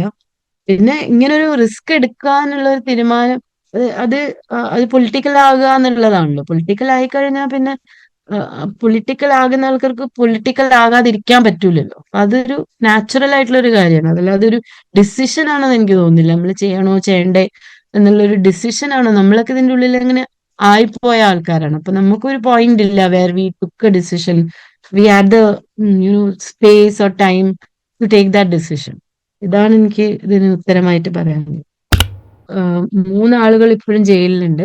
അതില് 2 ആളുകളുടെ ജാമ്യം കഴിഞ്ഞ ആഴ്ച ഞങ്ങളെ ബാബുവിന് ഇത് കിട്ടിയ ദിവസം തന്നെ അവര് അപേക്ഷ കോടതിയിൽ വന്നിരുന്നു. അപ്പൊ അത് 14th ഇനിയിപ്പോ ജാനുവരി ആക്കി. ഞാൻ പറഞ്ഞു ഇങ്ങനെ അവര് ഇപ്പൊ ബാബുവിന് ബെയില് കൊടുത്ത ഉടനെ അവർക്ക് ബെയില് കൊടുക്കുന്നതിന് ഇങ്ങനെ തള്ളി നീക്കി, ബാബുവിന്റെ തള്ളി നീക്കി, 1 കൊല്ലത്തോളം ബാബുവിന്റെ ഇങ്ങനെ തള്ളി നീക്കി, അങ്ങനെ തള്ളി നീക്കി അവസാനം അപ്പത്തേക്ക് കുടുംബക്കാരും അവരൊക്കെ ഒരു വഴിയായിട്ടുണ്ടോ.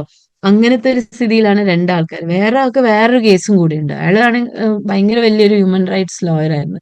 അയാൾ ഗഡ്ചിലൗഡി ആ ഏരിയയില് ആദിവാസി ആളുകൾ ഇങ്ങനെ UAPA ഉപയോഗിച്ചിട്ട് റെസിസ്റ്റ് ചെയ്യുന്നവരെ UAPA ഉപയോഗിച്ച് അവരെ എത്രയോ കേസുകളിൽ ഇടപെട്ട. അപ്പൊ അയാളെ ശരിക്കും ഇങ്ങനെ ദ്രോഹിക്കണം എന്നുള്ള ഒരു രീതിയിലാണ് സ്റ്റേറ്റ് നിൽക്കുന്നത്. അപ്പൊ അയാളുടെ കേസ് വന്നപ്പം അയാളുടെ വേറൊരു കേസും ഉണ്ട്. ആ കേസ് വന്നപ്പം ജഡ്ജി പറയാണ് എന്താണ് 6.5 കൊല്ലമായി ആ കേസ് ട്രയൽ പോലും നടന്നിട്ടില്ല, ചാർജ് ഷീറ്റ് പോലും ഫ്രെയിം ചെയ്തിട്ടില്ല എന്ന് പറഞ്ഞപ്പോ അയാൾ നമുക്ക് അതൊക്കെ മറക്കാം, ഫ്രഷ് ആയിട്ട് തുടങ്ങാം, ട്രയൽ ഇപ്പൊ തുടങ്ങാം. അപ്പൊ ട്രയൽ തുടങ്ങാൻ അവർക്ക് വേണ്ട എന്താ വെച്ചാല് തെളിവുകളാണ്. ആ തെളിവുകൾ അവർക്ക് കിട്ടേണ്ടത് ഭീമാ കൊരേഗാവും കേസിൽ നിന്നാണ്. നിങ്ങൾ ആലോചിച്ച് നോക്ക്. വേറൊരു കേസ് ഇയാൾക്കുണ്ട്. ആ കേസിലുള്ള തെളിവ് ഭീമാ കൊരേഗാവും കേസിലാണ്. എന്നിട്ടിപ്പോ ജഡ്ജി പറയുന്ന ട്രയൽ നടക്കാം. ട്രയൽ എവിടെ നടക്കാനാണ്? ഇതാണ് അതിലുള്ള ആൾക്കാരുടെ സ്ഥിതി. പിന്നെ ബെയിൽ കണ്ടീഷൻ എന്ന് പറഞ്ഞാൽ ബാബുവിന് ഇപ്പൊ മഹാരാഷ്ട്ര ഈ ബോംബെ ഹൈക്കോർട്ടിന്റെ പരിധിക്ക് പുറത്ത് പോകാൻ പറ്റില്ല. ഇപ്പം മഹാരാഷ്ട്രയിൽ പോവാം, ഗോവ, ഡാമൻ ആൻഡ് ഡ്യൂ, അത് ഈ സ്ഥലങ്ങളിൽ മാത്രമേ പോകാൻ പറ്റൂ. ഇപ്പൊ വീട്ടിൽ പോയിട്ട് ബാബുവിന്റെ മദർ ഇപ്പൊ 82 years ആയി, തീരെ സുഖമില്ലാത്തവരാണ്. അവരെ കാണാൻ കഴിയൂല. എനിക്കും എന്റെ ജോലി ഡൽഹിയിലാണ്, മോളും അവിടെയാണ്. അപ്പൊ ഞങ്ങൾ ഇവിടെ വന്ന് ബാബു വന്നതിന് ശേഷം ഒരു അഡ്രസ്സ് വേണം. ബോംബെയിലേ നിൽക്കാൻ പറ്റുള്ളൂ ഞങ്ങൾക്ക്. ഇവിടെ നിങ്ങൾക്കറിയാലോ, ബോംബെ പോലത്തെ ഒരു സ്ഥല സിറ്റിയിൽ ഞങ്ങൾ വേറെ വീടെടുത്ത് ഒരു ഔട്ട്സ്കേർട്സിൽ ഇപ്പൊ ഒരു വീടെടുത്ത് താമസിക്കുകയാണ്. ഇപ്പൊ ഗൗതം നവ്ലാഖിന്റെ കാര്യത്തിലും അങ്ങനെ തന്നെ. അപ്പം ഗൗതം നവ്ലാഖ് ഇപ്പൊ പ്രായം പരിഗണിച്ച് ഡൽഹി പോയി കൊടുത്തിട്ടുണ്ട്. അപ്പൊ NIA ഒരു നാഷണൽ ഏജൻസി ആണല്ലോ, ഞങ്ങളെയൊക്കെ പിടിച്ച NIA ആണ്. അപ്പൊ NIA എന്തിനാണ് ബോംബെയിൽ നിൽക്കാൻ പറയുന്നത്? അത് ഒരു കേസിലില്ലാത്തൊരു കാര്യം. അപ്പൊ എങ്ങനെയെങ്കിലും ദ്രോഹിക്കുക എന്നുള്ളതാണ്. ഇത്രയും ദ്രോഹിച്ചത് പോരാ. പിന്നെ വേറെ സുധാ ഭരദ്വാജൻ ആദ്യമൊക്കെ ബോംബെ വിട്ടു പോകാൻ കഴിയില്ലായിരുന്നു. ഇപ്പൊ ജ്യോതി ജഗ്ദാപ്പിന് ഇപ്പൊ കിട്ടിയത്, അവർക്ക് അവരെ വില്ലേജ് വിട്ടിട്ട് പൂന സിറ്റിയിൽ ഒരു സൈക്കിൾ വാങ്ങാൻ പോലും വരാൻ പറ്റില്ല. അങ്ങനത്തെ ഒരു സ്ഥിതിയിലാണ്. ഇതിനെല്ലാം നമ്മൾ ഫൈറ്റ് ചെയ്തുകൊണ്ടിരിക്കണം. ഒരു പോയിന്റിൽ നമ്മൾ പിന്നെയും ഫൈറ്റ് ചെയ്തുകൊണ്ടിരിക്കണം. പക്ഷെ നമ്മളത് ചെയ്യുന്നുണ്ട്. ബാബുവിനെ പഠിപ്പിക്കാൻ തിരിച്ചു പോകാൻ പറ്റുമോ എന്നറിയില്ല. കാരണം സസ്പെൻഷനിലാണ്, ബോംബെയിലാണ്. ഇനിയിപ്പോ എന്താ ബാബുവിനെ ഇനി തിരിച്ചു പോകാൻ പറ്റും. പക്ഷെ റൂം ഇപ്പോഴും അവിടെ പൂട്ടിക്കിടക്കും. അപ്പൊ ഇടയ്ക്ക് കുട്ടികൾ അവിടെ പോയിട്ട് പാട്ട് പാടിയും അങ്ങനെ ആ പ്രൊട്ടസ്റ്റ് നിലനിർത്തുകയും ചെയ്യാറുണ്ട്. അതുകൊണ്ട് നമുക്ക് ഒരു കുറച്ചുകൂടെ ഒരു നല്ല അറ്റ്മോസ്ഫിയർ ആണ് അങ്ങനെ. പക്ഷെ നമ്മളുടെ താമസിക്കുന്ന വീട്ടിന്റെ അടുത്തൊക്കെ ഭയങ്കര എന്താ പറയണ്ട, കുറച്ചൊരു സോഷ്യൽ ബോയ്ക്കോട്ട് പോലെ ഉണ്ട്. അവര് കുട്ടികൾ, അതായത് വീട്ടുകാരൊക്കെ നമ്മളോട് മിണ്ടെങ്കിലും ചെറിയ കുട്ടികളൊന്നും നമ്മളോട് സംസാരിക്കൂല. അവർക്കൊക്കെ എന്തോ നമ്മള് ഭീകരന്മാരാണെന്നുള്ള ഒരു വിചാരം ഉണ്ടെന്ന് തോന്നുന്നു. പക്ഷെ നമ്മൾ അങ്ങനെ മൈൻഡ് ചെയ്യാൻ നിൽക്കല്ല. വലിയ സോഫ്റ്റ്വെയർ ഉപയോഗിച്ച്, വളരെ എക്സ്പെൻസീവ് ആയിട്ടുള്ള സോഫ്റ്റ്വെയർ ഉപയോഗിച്ച് ലാപ്ടോപ്പിലേക്ക് ഡോക്യുമെന്റ്സ് ഇടുകയാണല്ലോ ചെയ്യുന്നത്. അങ്ങനെയാണ് അവർ, അത്ര വലിയ ഒരു കോൺസ്പിറസിയാണ് നടന്നിട്ടില്ല. ഇപ്പം ബാബു ഇവിടുന്ന് ഇന്ററഗേഷൻ ആണ് മുംബൈ NIA വന്നത്. അപ്പൊ ബാബു വെച്ച് ഇങ്ങനെ സായിബാബ ഇതിലൊക്കെ ഉള്ളത് കൊണ്ട് നമുക്ക് ഇന്ററഗേഷൻ ഒരു ദിവസം അവർ ചോദിക്കായിരിക്കും, എന്തെങ്കിലും ചോദിച്ചിട്ട് പിറ്റേ ദിവസം വരാന്ന് പറഞ്ഞിട്ടാണ് ബാബു പോകുന്നത്. ഒരു ഡ്രസ്സും എടുക്കാത്ത കോവിഡ് സമയത്ത്. അപ്പൊ അവര് കാണിച്ചു കൊടുക്കുന്ന ലാപ്ടോപ്പിലുള്ള ഈ ഡോക്യുമെന്റ്സ് ആണ്. ഇത് മാത്രമാണ് ഇവർക്കെതിരെയുള്ള കുറ്റവും തെളിവും. അത് നിങ്ങൾ ആലോചിച്ച് നോക്ക്. ഇപ്പൊ ഇവര് ഇങ്ങനെ, അപ്പം ആൻഡ് ഇത് കാരണം നിങ്ങൾ മാവോയിസ്റ്റുകളാണ്, നിങ്ങളാണ് എൽഗാർ പരിഷത്ത് സംഘടിപ്പിച്ച, നിങ്ങളാണ് റയറ്റ് നടത്തിയത്. പക്ഷെ അതേ സമയത്ത് വേറെ ആൾക്കാർ, അത് ഹിന്ദുത്വ ആൾക്കാരാണ് റയറ്റ് നടത്തിയെന്നുള്ളതിന് തെളിവുണ്ട്. അവരെ കേസ് എടുത്തിട്ടുണ്ട്, അവരെ അറസ്റ്റ് ചെയ്തിട്ടുണ്ട്. അതിനെപ്പറ്റി ഇവിടുത്തെ അസംബ്ലിയിൽ വരെ സംസാരം ഉണ്ടായിട്ടുണ്ട്. വളരെ കൃത്യമായ തെളിവുണ്ട്. എന്നിട്ട് പക്ഷെ പറയുന്നത് ഇവരാണെന്ന് തെളിയിക്കാനുള്ള ഒരേ ഒരു രീതി എന്താണ്? ഈ ഡോക്യുമെന്റ്സ് ആണ്. ഈ ഡോക്യുമെന്റ്സ് എങ്ങനെയാണ് ആർസനൽ ഫോറൻസിക്സ് നടത്തുമ്പോൾ അവർ പറയുന്നത് ഇത് പുറത്തുനിന്ന് ഒരു എന്താണ് സോഫ്റ്റ്വെയർ ഉപയോഗിച്ചിട്ട് ഇവർ ഇതിന്റെ ഉള്ളിലിടാണ്. അത് ആർക്കും കാണാം, അത് ട്രേസ് ചെയ്യാൻ പറ്റാത്ത രീതിയിൽ. ഇപ്പൊ കുറെ ഹ്യൂമൻ റൈറ്റ്സിന് വേണ്ടി പ്രവർത്തിക്കുന്ന കുറെ ഓർഗനൈസേഷൻ ഇവർ കൊണ്ടുവരുന്നുണ്ടല്ലോ, ഒരു ബാൻഡ് ഓർഗനൈസേഷൻ ആയിട്ട് ഇവര് നിലനിർത്തുന്നുണ്ടല്ലോ. അപ്പൊ അതും ഇതിന്റെ ഭാഗമായിട്ടാണ്. എന്തിനെങ്കിലും വേണ്ടി ശബ്ദം ഉയർത്തുന്നവരെ അവരെ ക്രിമിനലൈസ് ചെയ്യുക, അവരെ ഇല്ലീഗലാക്കി കാണിക്കുക. എന്നിട്ട് അത് ഇങ്ങനെ ന്യൂസ് പേപ്പറിലൊക്കെ കുറെ urban നക്സൽ ടെററിസം അത് ഇത് എന്നൊക്കെ പറഞ്ഞിട്ട് കുറെ ആ ഒരു വാക്കുകളൊക്കെ ഉപയോഗിച്ചിട്ട് ആളുകൾക്ക്, അവര് കാണുന്ന ഈ ന്യൂസ് കാണുന്ന ആളുകൾ വിചാരിക്കുന്നത്, ഇപ്പൊ എന്റെ വീട്ടിന്റെ അപ്പുറത്ത് താമസിക്കുന്ന ആൾ എന്നോട്, അയാളുടെ ഫാദർ ഒരു RSSകാരനാണ്. അപ്പൊ അയാള് RBI ബാങ്കിലൊക്കെ ജോലി ചെയ്യുന്ന ഒരാൾ. അപ്പൊ അയാൾ എന്നോട് പറഞ്ഞ് ഇതൊക്കെ സ്ലീപ്പർ സെല്ലുകളാണ്. എന്റെ ഹസ്ബൻഡിനെ അയാൾക്ക് അറിയാം, വർത്താനവും അവരൊക്കെ സംസാരിക്കുന്ന ആൾക്കാരാണ്. ഇതൊക്കെ സ്ലീപ്പർ സെല്ലുകളാണ് ഗവൺമെന്റിന്റെ. ഫാദർ സ്റ്റാൻ സ്വാമി ഒരു പ്രീസ്റ്റ് ആയിട്ട് നടിക്കുകയായിരുന്നു. ആളുകളുടെ മനസ്സിൽ ഈ ഒരു ഡിസ്കോഴ്സ് നിലനിൽക്കുന്നത് കൊണ്ട് തന്നെ അവരുടെ മനസ്സിൽ ഇത് നമ്മളെ സ്റ്റേറ്റ് പ്രൊട്ടക്ട് ചെയ്യാൻ വേണ്ടി ചെയ്യുന്ന ഒരു കാര്യമാണെന്നും, പക്ഷെ അതേ സമയത്ത് സ്റ്റേറ്റ് ചെയ്യുന്നത് അവരെ ആ സ്റ്റേറ്റിന്റെ തന്നെ ഒരു സവർണ നിലനിൽപ്പിന് വേണ്ടിയിട്ടുള്ള ഒരു കോൺസ്പിറസി തന്നെയാണ്. അതെനിക്ക് തോന്നുന്നു ഒരു സ്റ്റേറ്റ് തന്നെ അങ്ങനെയാണല്ലോ പ്രവർത്തിക്കുക, ഒരു സർവൈലൻസിന്റെ ഇതിലൂടെ തന്നെയാണല്ലോ പ്രവർത്തിക്കുക. അതിപ്പോ വളരെ ഒരു വലിയ നിലയിലായി. എനിക്ക് തോന്നുന്നു അത് അത്രയധികം പ്രതിഷേധങ്ങൾ ഉള്ളത് കൊണ്ടാണ്.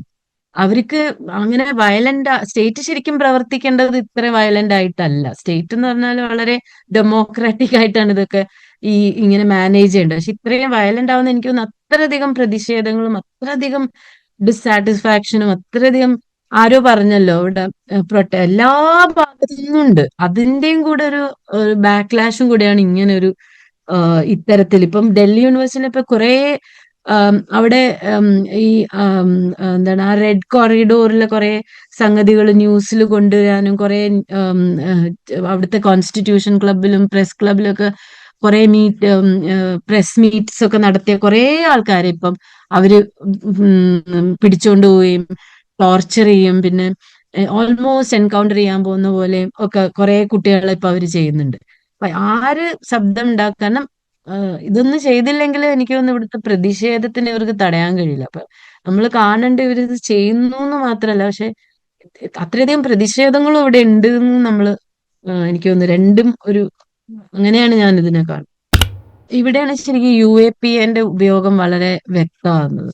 അതായത് UAPA പ്രകാരം പ്രൈമ ഫാസി നിങ്ങൾ പറഞ്ഞാൽ മതി, അത് കോടതി എടുത്താൽ മതി. അപ്പൊ അതെന്താന്ന് വെച്ചാല് പോലീസിന്റെ കഥ കേട്ടാൽ മതി. പോലീസിന്റെ കഥ കേട്ടിട്ട് നിങ്ങൾക്ക് ഇവരെ ഇതാക്കാം.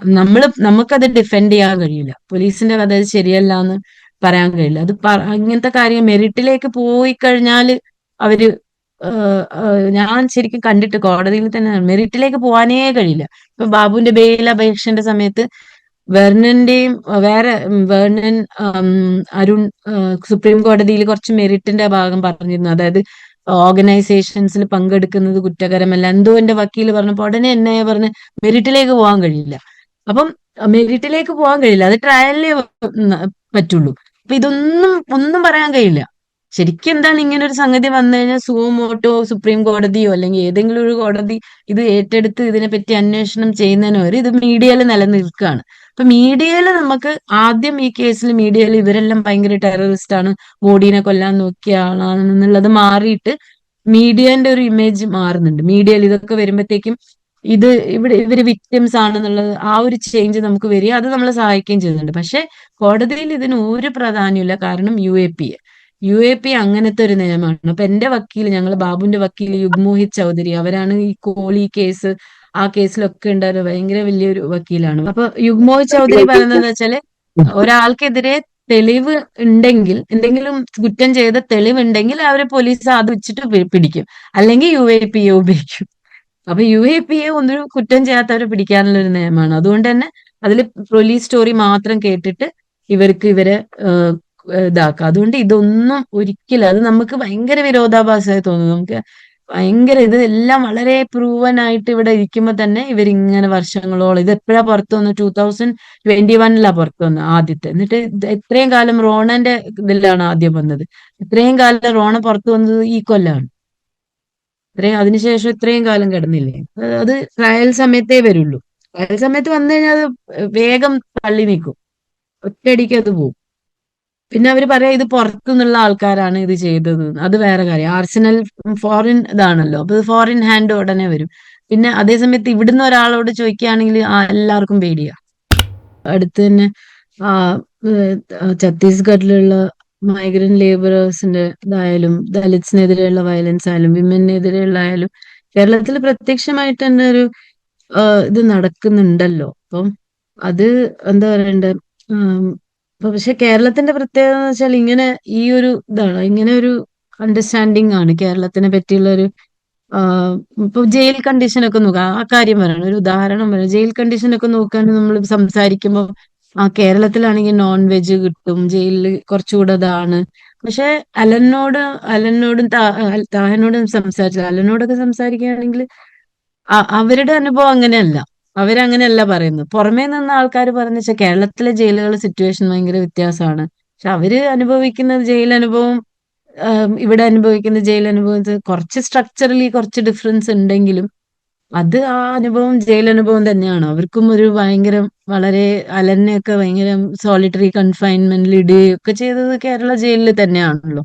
ആൻഡ് അപ്പം എനിക്ക് തോന്നുന്നില്ല അത് മൂടി വെച്ച ഒരു അവസ്ഥ മാത്രമാണെന്ന് എനിക്ക് തോന്നുന്നില്ല. എനിക്ക് തോന്നുന്നു പ്രത്യക്ഷമായിട്ട് തന്നെ എല്ലാതരം വയലൻസസ് ഉണ്ട്. പിന്നെ എനിക്ക് തോന്നുന്നു സാംസ്കാരികമായിട്ട് കുറെ എന്താ പറയണ്ട ഒരു ഭയങ്കര കൂടുതൽ കോൺട്രഡിക്ഷൻ ഉള്ള ഒരു സൊസൈറ്റി ആയിട്ട് എനിക്ക് തോന്നിയിട്ടുണ്ട്. അതായത് ഒരേ സമയത്ത് ഒരു സംസാരം മുഴുവൻ ഇങ്ങനെ മലയാളികൾ മലയാളം സിനിമ നല്ലതാണ്, മലയാളം സൊസൈറ്റി നല്ലതാണ് എന്നുള്ള ഒരു സംസാരത്തിന്റെ ഒപ്പം തന്നെ കടുത്ത ജാതി സ്വഭാവവും ഭയങ്കര അതിഭീകരമായിട്ടുള്ള ഒരു മൈനോറിറ്റി മുസ്ലിം മൈനോറിറ്റിനോടുള്ള ഒരു വിദ്വേഷവും ഇത്രമാത്രം എനിക്ക് തോന്നുന്നില്ല. അത് വളരെയധികം സൈക്കിയിലേക്ക് കയറി കഴിഞ്ഞ ഒരു സൊസൈറ്റി ആയിട്ട് അങ്ങനെ സാംസ്കാരികമായി ഭയങ്കര സിക്ക് ആയിട്ടുള്ള ഒരു സൊസൈറ്റി എനിക്ക് തോന്നലുണ്ട്. അതുകൊണ്ട് തന്നെ അവിടെയുള്ള വയലൻസസും അത് മൈക്രോ ലെവലായാലും മാക്രോ ലെവലായാലും വളരെയധികം ഉണ്ട് എന്നുള്ളതാണ് എനിക്ക് പറയാനുള്ളത്. അല്ലാതെ ഒരു ബെറ്റർ ആയിട്ട് എനിക്ക് പറയാൻ ഇതാവുന്നില്ല. അതിന്റെ കാരണങ്ങളും ഇതിലേക്കൊന്നും ഞാൻ പോകുന്നില്ല. അതൊരു ലാർജർ തിയറിറ്റിക്കൽ ഡിസ്കഷൻ ആണ്. ലെഫ്റ്റ് എങ്ങനെയാണ് അവിടെ ഒരു പൊളിറ്റിക്കൽ ലെഫ്റ്റ് എങ്ങനെയാണ് അവിടെ ഒരു ഡോമിനന്റ് ഫോഴ്സ് ആവുന്നതും ആ ഫോഴ്സ് ആവുന്നതിന്റെ ബാക്കിൽ ഇല്ലാതായി പോകുന്ന കുറെ എന്താണ് ബഹുജനങ്ങളുടെ തന്നെ ഒരു വോയിസ് എന്താണെന്ന് അതിലേക്ക് ഞാൻ കടക്കുന്നില്ല. പക്ഷെ പുറമെ നിന്ന് നോക്കിയാൽ എനിക്ക് തോന്നുന്നു കൂടുതൽ ഒരു സ്കേറി ആൻഡ് വയലന്റ് ആയിട്ടുള്ള ഒരു സൊസൈറ്റി തന്നെയായിട്ട് എനിക്ക് തോന്നുന്നു.